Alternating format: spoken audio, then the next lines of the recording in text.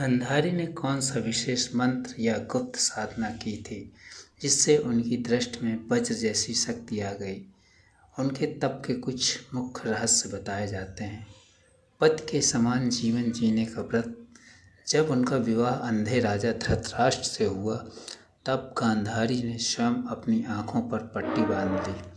उन्होंने प्रण लिया, जिस सुख को मेरे पति नहीं देख सकते उसे मैं भी नहीं देखूंगी। यह केवल कपड़ा बांधना नहीं था बल्कि जीवन भर का त्याग था। इंद्रिय पर नियंत्रण। वर्षों तक अंधकार में रहने से उनका मन भीतर की ओर मुड़ गया।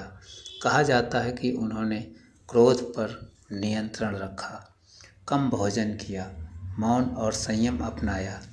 राजमहल में रहते हुए भी साध्वी जैसा जीवन जिया। योग में इसे तपस्या और इंद्रिय संयम माना जाता है।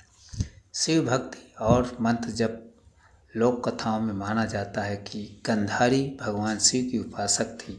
वे नियमित रूप से ओम नमः शिवाय का जप, ध्यान, प्रार्थना, उपवास करती थी। इसी तप से उनके भीतर तेज और योग शक्ति बढ़ी। आँखों की शक्ति का रहस्य।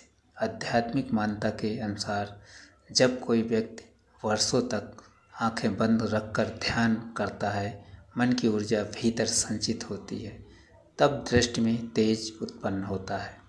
इसे योग में तप का तेज कहा जाता है। गांधारी की आंखों में वही संचित शक्ति थी जो दुर्योधन के शरीर को वज्र जैसा बना सकती थी। इस कथा का प्रतीकात्मक अर्थ महाभारत की कई कथाएं हैं, केवल चमत्कार नहीं बल्कि प्रतीक भी हैं।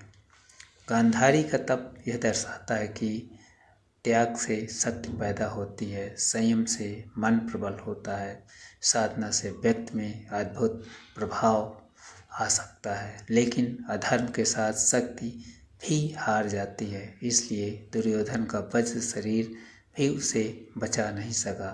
लोक मान्यता में गांधारी साधना के 5 मुख्य नियम: मौन और संयम, कम भोजन और उपवास, शिव मंत्र जप, पति सेवा और त्याग, वर्षों तक आंखों पर पट्टी रखकर ध्यान, इन्हीं को गांधारी का तप माना जाता है।